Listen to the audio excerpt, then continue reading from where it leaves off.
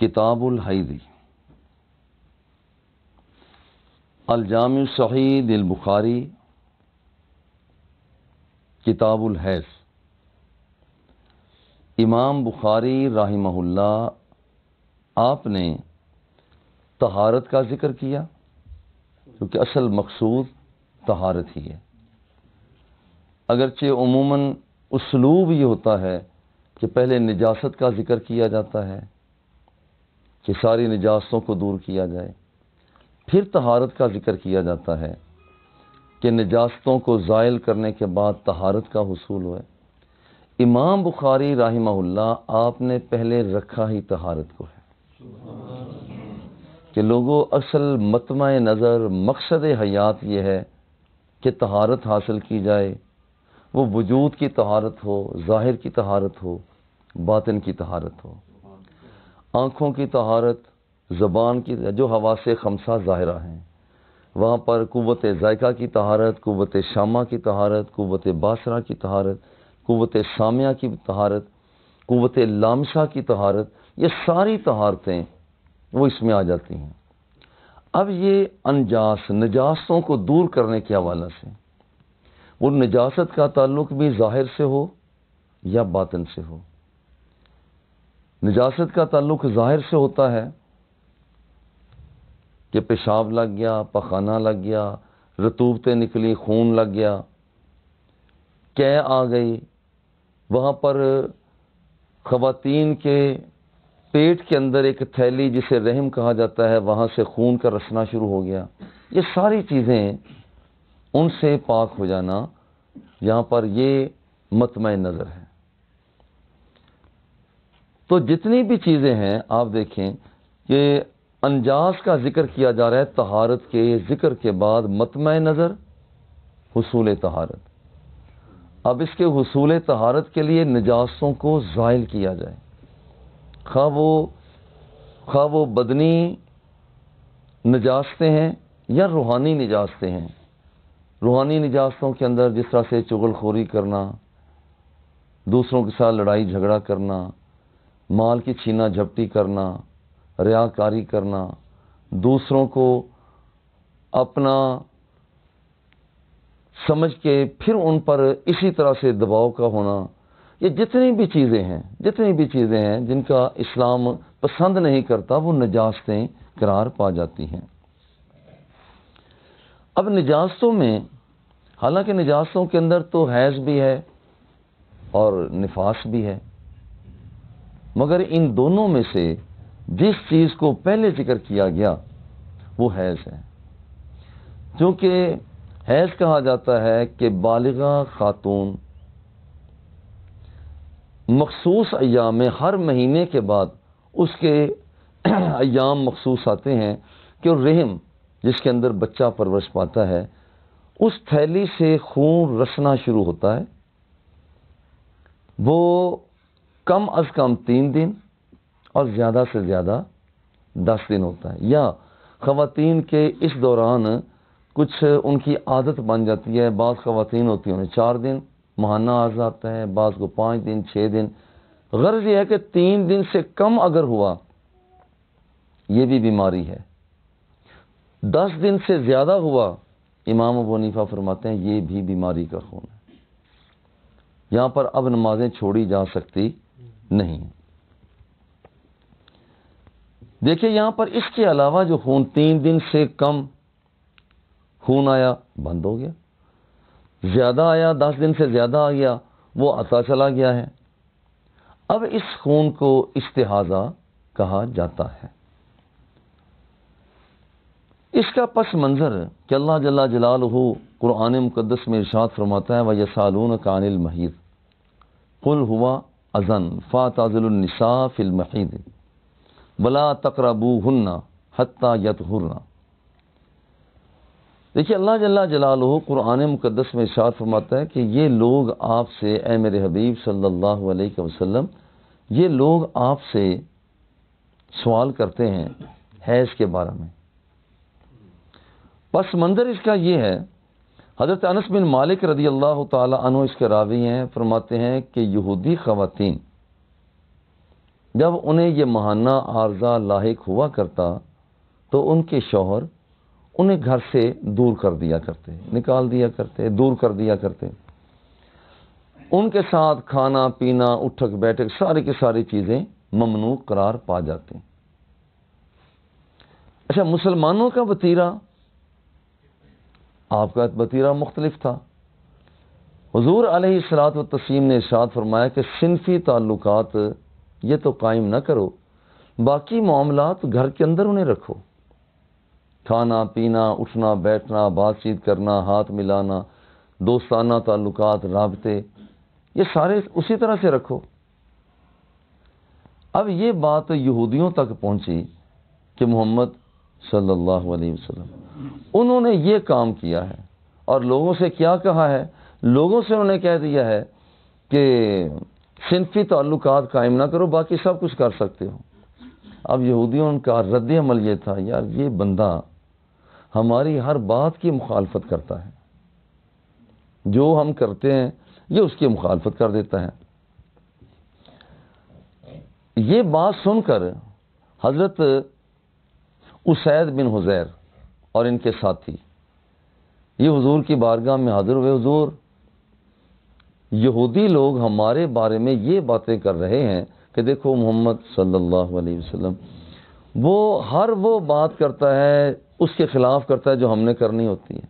حضور ہم لوگوں میں مشہور تو ہو ہی گئے ہیں کہ ہم نے وہی باتیں کرنی ہیں جو کہ یہودیوں کے خلاف ہیں، تو کیوں نہ پیچھے باقی رہ گیا ایک کام کہ صنفی تعلقات کا قائم کرنا، کیوں نہ ہم یہ بھی کر لیں۔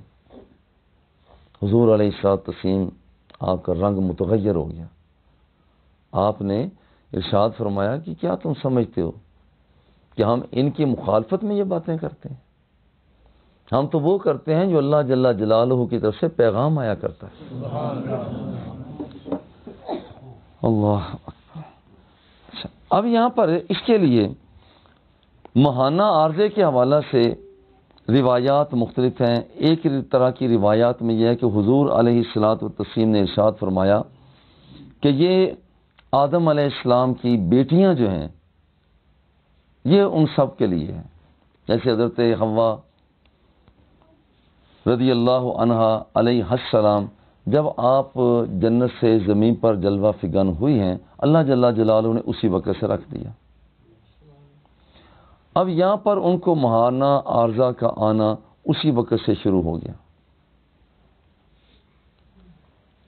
ایک بات ہو گئی۔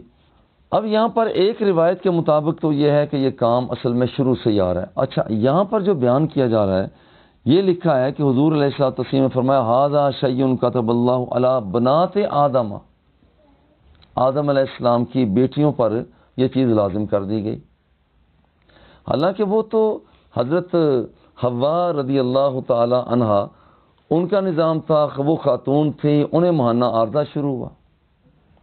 اس کا جواب دیا جاتا ہے کہ اصل میں اماں جی حوا کی جو بیٹیاں ہیں وہ بابا جی کی بھی تو بیٹیاں ہیں، یا بابا جی کی بھی بیٹیاں ہیں، تو یہاں پر دو چیزیں جیسے والد اور والدہ یہ دونوں ہیں، مگر تغلیباً ہم کہتے ہیں والدین، حالانکہ والد کی جمع والدین ہے، والدہ وہاں پر تثنیہ کا مؤنث جو آتا ہے، یہاں پر مثنیٰ جو آتا ہے وہ تو والد کے حوالہ سے آتا ہے، والدہ اگر اس کے حوالہ سے پھر تو ہونا چاہیے تھا والدتین، مگر یہاں کہا جاتا ہے والدین، والد کے حوالہ سے تو تغلیباً کہہ دیا جاتا ہے۔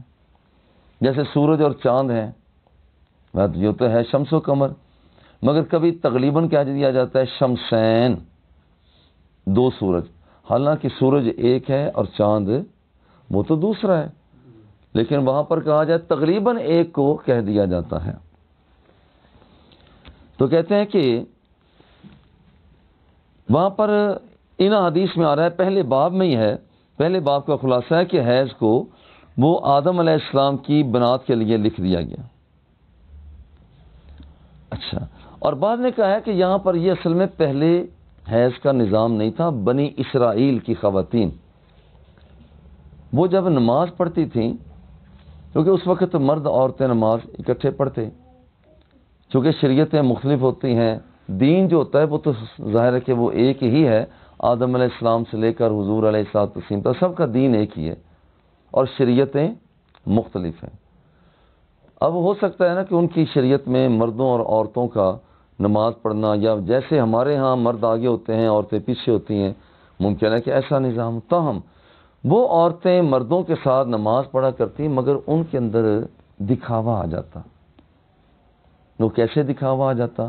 ان کا دکھاوا یہ ہوتا کہ جن سے ان کا تعلق ہوتا، معاشقہ ہوتا، ان کے جذباتی تعلقات ہوتے، ان کے لیے وہ بن سور کر پھر وہ عبادت کیا کرتی اور نماز پڑھتی، لمبی لمبی نماز پڑھتی، تاکہ اس آدمی کو جس کے ساتھ ان کا تعلق ہے اسے دکھاوا کیا جا سکے۔ دکھاوا اللہ کو پسند نہیں، اللہ جل جلالہ کی بارگاہ میں دکھاوا پسند نہیں ہے۔ رب ذوالجلال نے بطور عذاب کے کہ تم اس لیے یہاں پر کرتی ہو، گویا کہ اس کا مطلب ہے کہ تم نے اپنے دلوں کے اندر میرے سوا کسی اور کو بھی سما لیا۔ اب جس وقت یا تو یہ ساری اللہ کی محبت کی خاطر یہ کیا کرتی تو پھر تو ٹھیک تھا، مگر یہ تو خالصتاً انہی کی خاطر کر رہی تھیں، اللہ جل جلالہ کو یہ ادا پسند نہ آئی تو ان پر حیض کو مسلط کر دیا۔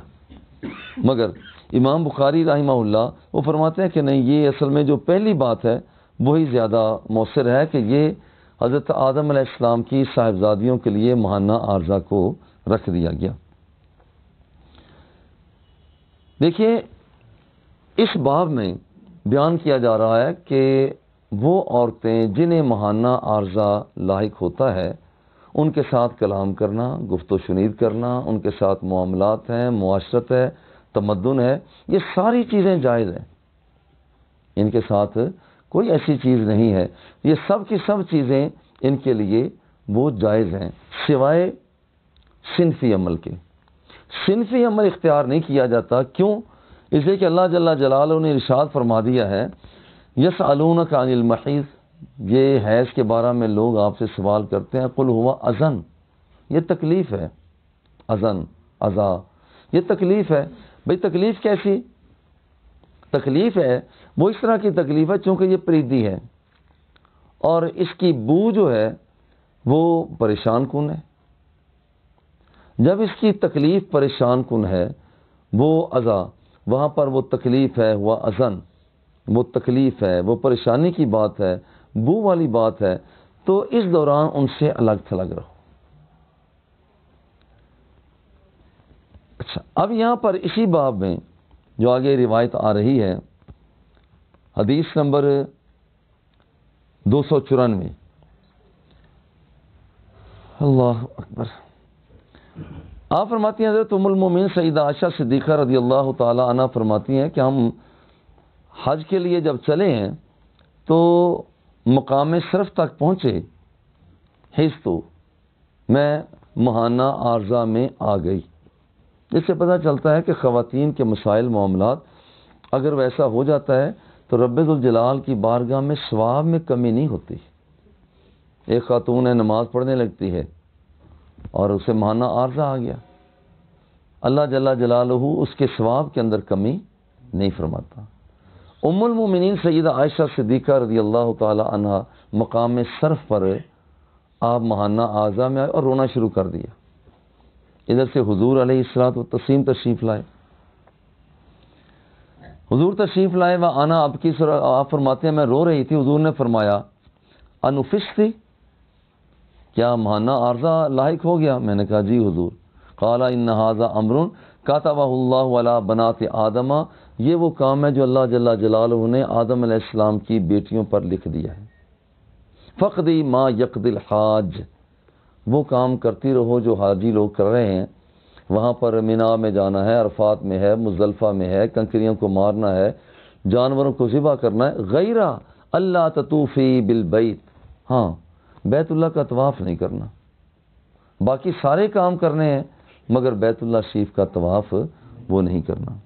قالت وضحى رسول اللہ صلی اللہ علیہ وسلم عن نسائہ بالبقر، حضور علیہ الصلوۃ نے اپنی خواتین کی طرف سے ایک گائے کو ذبح فرمایا۔ دیکھیں یہاں پر حضور علیہ الصلوۃ والتسلیم بات چیت بھی فرما رہے ہیں، اور خواتین مخدرات جو ہیں اس حالت میں وہ سارے کے سارے مناسک بھی ادا کر رہی ہیں سوائے بیت اللہ شریف کے طواف کے۔ دیکھیں حائضہ خاتون جو ہے، حائض ہو، نفاس والی ہو، حائض تو وہ ہو گیا جو ماہانہ عارضہ ہو گیا، نفاس کہا جاتا ہے کہ عورت کو بچے کی ولادت کے بعد جو رحم سے خون رستا رہتا ہے وہ زیادہ سے زیادہ 40 دن تک وہاں پر اس کو اس حالت میں قرار دیا جاتا ہے۔ ہاں کچھ خواتین ایسی ہوتی ہیں 40 دن سے پہلے بھی ان کا خون بند ہو جاتا ہے، 20 دن گزرے، 25-30 دن گزرے، اب وہ رحم سے خون آنا بند ہو گیا، تو اب یہ جو خون بند ہو گیا ہے اب اس کا مطلب ہے کہ نفاس بند ہو گیا، لازمی نہیں ہے کہ وہ 40 دن کو اب پورا کیا جائے، نہیں، جب یہ یقین ہو گیا کہ اب وہاں پر 20 دن کے بعد خون بند ہو گیا ہے تو ٹھیک ہے، چونکہ یقین ہو چکا ہے اب نماز شروع کر دی جائے۔ ویسے 40 دن تک یہاں خون کا آنا وہ اس کی توقع کی جاتی ہے، لیکن اگر پہلے ہی منقطع ہو جائے تو پھر اس کے مطابق ہی وہ نمازوں کو شروع کر دیا جائے۔ دیکھیے کہ حیض والی عورت ہے، نفاس والی عورت ہے، جنبی ہے، اس کے لیے طواف کعبہ کے لیے اسے مسجد سے دور رہنے کا حکم دیا گیا، کیونکہ اللہ جل جلالہ ارشاد فرماتا ہے وَمَن يُعَظِّمْ شَعَائِرَ اللَّهِ فَإِنَّهَا مِن تَقْوَى الْقُلُوبِ، جو اللہ کی نشانیاں ہیں، اللہ کی نشانیاں جسے دیکھ کر رب یاد آتا ہے، وہ اللہ کا سادہ سا ترجمہ، جسے دیکھ کر اللہ یاد آ جاتا ہے وہ اللہ کی نشانی ہے۔ مسجد اللہ کی نشانی، منبر و محراب اللہ کی نشانی، اسی طرح سے خانہ کعبہ شریف وہ اللہ کی نشانی ہے، مینا، عرفات، مزدلفہ یہ مقدس وادیاں اللہ کی نشانی ہیں، صفا و مروہ اللہ کی نشانی ہے، حتیم کعبہ اللہ کی نشانی ہے، وہاں پر مقام ابراہیم اللہ کی نشانی ہے، جس کا مطلب یہ جتنی نشانیاں ہیں اللہ کے بندے اللہ کی نشانی ہیں۔ آپ نے دیکھا ہوگا بعض لوگ یہاں پر جاتے ہیں بزرگوں سے ملنے کے لیے، وہ انداز ان کا مختلف ہو جاتا ہے۔ اب کیوں؟ اس لیے کہ وہ اصل میں اللہ کی نشانی کی تعظیم کر رہے ہیں۔ وَمَن يُعَظِّمْ شَعَائِرَ اللَّهِ، ایک چھوٹی سی بات کر کے دیکھو، یہ جب ایک فوجی جھنڈا لے کر جا رہا ہوتا ہے، وہ جھنڈے کتنی مالیت کا ہوگا؟ زیادہ سے زیادہ 200 کا، 300 کا، 400 کا، 500 کا لگا لو، مگر جس وقت اس نے پکڑا ہوتا ہے، جھنڈا پکڑا ہوتا ہے، وہ جہاں جہاں سے گزرتا چلا جاتا ہے باقی اسے سلیوٹ لگاتے چلے جا رہے ہیں۔ وہ کیا وجہ ہے؟ وہ اصل میں نشانی ہے پاکستان کی، پاکستان کی نشانی ہو، پاکستان کی نشانی ہو تو اس کا یہ احترام کیا جاتا ہے، تو جب خود رحمان کی نشانی ہو، اور جتنے نبی ہیں سارے اس کی نشانیاں، جتنے ولی ہیں، غوث ہیں، کتب ہیں، ابدال ہیں، جتنے یہ ہیں سارے کے سارے مفسر ہیں، محدث ہیں، اس کی نشانیاں ہیں۔ یہی وجہ ہے کہ یہاں پر ان کا احترام بھرپور طریقے سے جیسا ہو سکے ان کا احترام کیا جائے۔ تو یہ کہا گیا کہ مسجد کے قریب نہیں جانا تم نے، اور اگر کوئی اس کے باوجود کوئی عورت حیض میں مبتلا ہے، نفاس میں مبتلا ہے، اگر وہ عورت وہ پھر بھی بیت اللہ شریف کا طواف کر لیتی ہے تو پھر اس کے لیے کیا ہوگا؟ دیکھیے وہاں پر اگر اس نے وہاں پر طواف کیا، طواف زیارت کر لیا ہے، جنبی ہے، حائضہ ہے، نفاس کے، تو اس عورت کو لازم ہے گا ایک اونٹ کہ تو نے اللہ کی نشانی کا احترام نہیں کیا۔ تو یہ کہا گیا تھا کہ یہ کام نہیں کرنا، تو نے یہ کام نہیں کیا، نشانی کا احترام، چلو جرمانہ ادا کرو۔ ایک اونٹ اس کے کھاتے میں ڈال دیا جاتا ہے کہ وہ حرم کی حد میں اونٹ ذبح کرے گی۔ اچھا، اس طرح سے بغیر وضو کے اگر کوئی آدمی جاتا ہے طواف کعبہ کر لیتا ہے، آدمی سے مراد جو کہ آدمی کا اطلاق مرد پر بھی ہوتا ہے اور عورت پر بھی ہوتا ہے، چونکہ آدم علیہ السلام سے ہی ان کا تعلق ہے، تو حقیقت تو یہ ہے کہ مرد بھی آدمی ہے اور عورت بھی آدمی، آدم علیہ السلام سے۔ تو دیکھیے اگر بغیر وضو کے کرتی ہیں تو پھر وہ صدقہ دے گا۔ تاہم امام شافعی رحمہ اللہ ان کے درمیان بڑی لچک ہے. وہ کہتے ہیں کہ کوئی یہاں پر طواف کعبہ کے لیے وضو کا ہونا ضروری نہیں ہے. اگر یہ عورت جس نے بغیر وضو کے طواف قدوم کر لیا ہے یا مرد ہے اس نے بغیر وضو کے کر لیا ہے تو وہ صدقہ و خیرات کچھ بھی نہیں دے گا. اس طرح سے اگر طواف زیارت بغیر وضو کے کر لیا تو جرمانہ کے طور پر کہ تو نے اللہ کی نشانی کا بھرپور احترام نہیں کیا، لہذا ایک بکری تمہارے کھاتے میں ڈالی جاتی ہے.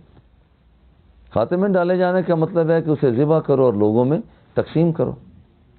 یا ایک شخص جو حیض کی حالت میں ہے، نفاس کی حالت میں ہے، مرد ہے یا عورت ہے، جنبی حالت میں ہے، اگر یہ بیت اللہ شریف کا طواف کرتے ہیں تو پھر ایک اونٹ دینا لازم آتا ہے. ورنہ یہ ہے کہ یہاں پر جو شاعر اسلامیہ ہیں ان کا بھرپور قسم کا احترام کیا جائے. 52 کیفا کانا بدء الحیض، ماہانہ عارضہ کا شروع ہونا یہ کیسے ہوا؟ اور حضور علیہ الصلوۃ والتسلیم کا یہ ارشاد عالی شان، ھذا شیء کتب اللہ علی بنات آدم، یہ وہ چیز ہے جسے اللہ جل جلالہ نے آدم علیہ السلام کی بیٹیوں کے لیے لکھ دیا. وقال بعضهم کانا اول ما ارسل الحیض. دیکھیے بعض نے کہا ہے کہ اصل میں یہ حیض شروع کب ہوا؟ یہ بنی اسرائیل کی خواتین ان پر یہ شروع ہوا ہے، اس سے پہلے نہیں تھا. کانا ابو عبداللہ حدیث نبی صلی اللہ علیہ وسلم اکثر، کہتے ہیں کہ حضرت ابو عبداللہ یعنی امام بخاری رحمہ اللہ وہ فرماتے ہیں جو پہلی روایت ہے وہ اکثر یعنی وہاں پر وہ سب کو شامل ہو جاتے، یعنی وہ خواتین جو آدم علیہ السلام سے شروع ہوئیں اور پھر آج تک جتنی بھی خواتین ہیں وہ اکثر ہیں، یعنی اس کا حکم اکثر ہے. حدثنا علی بن عبداللہ قال حدثنا سفیان قال سمعت عبد الرحمن بن القاسم قال سمعت القاسم یقول سمعت عائشہ رضی اللہ تعالی تقول خرجنا لا نرى الا الحج. کہتے ہیں کہ جس وقت ہمارا مقصد صرف اور صرف یہی تھا کہ ہم حج کے لیے جائیں، یا نا اللہ کے ساتھ حصر کر دیا. اور جو شخص صرف اس لیے صرف اور صرف اللہ جل جلالہ کی خاطر کام کرتا ہے وہ اللہ جل جلالہ کی بارگاہ میں برگزیدہ اور مقبول ہو جاتا ہے.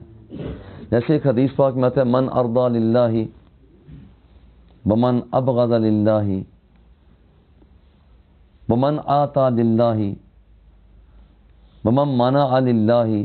جس نے اللہ کی خاطر کسی سے محبت کی، اللہ ہی کے خاطر کسی سے لڑائی کی، اللہ ہی کی خاطر کسی کو دیا، اللہ ہی کی خاطر کسی کو نہ دیا، فقد استکمل الایمان، اس بندے کو مبارک ہو کہ اس نے اپنے ایمان کو مکمل کر لیا ہے. یہ اس بندے کا یعنی یہ ساری چیزیں اس وقت ہیں. یا جیسے کہ فرمایا کہ جو شخص اللہ جل جلالہ کے ساتھ محبت اور پیار کرتا ہے اور خالصتاً اسی کے لیے کرتا ہے. اور ایک حدیث پاک میں آتا ہے نا کہ 3 چیزیں ثلاثن من کن فیہ فقد وجد حلاوت الایمان. جس بندے کے اندر یہ 3 چیزیں ہوتی ہیں وہ ایمان کا مزہ، ایمان کا سواد اس بندے کو آ جاتا ہے. کبھی آپ نے دیکھو بعض لوگ بڑے مزے لے لے کر وہ کوئی چیز کھاتے ہیں، چٹخارے لے لے کر وہ ذائقہ بھی باقاعدہ لیتے ہیں. اصل میں یہ کیا ہوتا ہے؟ وہ مزہ لے رہے ہوتے ہیں. کچھ لوگ ایسے ہوتے ہیں جو اللہ اللہ کرنے والے ہوتے ہیں، وہ ان پر آندھی آ جائے، بدو باش جیسی ہو جائے، انہیں ایک مزہ آ رہا ہوتا ہے. کچھ لوگ کہتے ہیں جی نماز پڑھتے ہیں، کبھی یہاں ہوتے ہیں کبھی وہاں ہوتا ہے، سواد نہیں آتا. بھئی سواد کیسے آئے؟ حضور علیہ الصلوۃ والتسلیم نے ارشاد فرمایا ثلاثن من کن فیہ وجد حلاوت الایمان. جو 3 چیزوں کو لے لیتا ہے وہ اصل میں ایمان کی حلاوت کا احساس کرتا ہے. پہلی بات کیا ہے کہ وہ اللہ جل جلالہ کے ساتھ اس کا پیار، اس کا محبت وہ خالصتاً بس وہ اللہ جل جلالہ کے لیے ہی ہوا کرتا ہے. اللہ سے پیار کرتا ہے، کسی اور مقصد کے لیے خالصتاً اللہ سے پیار کرتا ہے. اور دوسری بات یہ ہے کہ وہ کسی بندے سے جب پیار کرتا ہے تو اس کے اندر بھی بندے سے جو پیار ہوتا ہے وہ بھی اللہ جل جلالہ کی خاطر ہی ہوا کرتا ہے۔ اور تیسری بات یہ ہے کہ جیسے ایک آدمی یہ ادھر آگ پڑی ہوئی ہے تو اسے آگ کی طرف دھکیلا جائے تو وہ پیچھے ہٹتا ہے، نہیں یار میں نہ مجھے آگ میں نہ ڈالو، مجھے آگ میں نہ ڈالو۔ بالکل اسی طرح جو بندہ بغاوت سے، گناہ سے، سرکشی کی زندگی سے، وہ بے حیائی کی زندگی سے کنارہ کش ہو کر الگ ہو گیا، اب یہ جو بندہ الگ ہو گیا ہے، اب دوبارہ پلٹ کر جانا سابقہ زندگی میں دوبارہ پلٹ کر اسی زندگی میں جانا، اسے یوں محسوس ہوتا ہو کہ جیسے اسے آگ میں دھکیلا جا رہا ہے۔ لو، یہ جس بندے کے اندر یہ تین چیزیں ہو جاتی ہیں، اللہ جل جلالہ کے ساتھ محبت ہے خالصتاً، اور کسی بندے کے ساتھ محبت ہے نہایت اخلاص کے ساتھ، اور پھر یہ ہے کہ یہ گناہوں کی زندگی میں دوبارہ واپس جانا اسے یوں محسوس ہو کہ جیسے آگ کے اندر مجھے دھکیلا جا رہا ہے۔ لو جناب، جس بندے کے پاس یہ تین چیزیں آ جاتی ہیں، ایسا اسے لطف اور سواد آتا ہے، اور پھر مزہ یہاں تک آتا ہے ان تعبد اللہ کانک تراہ۔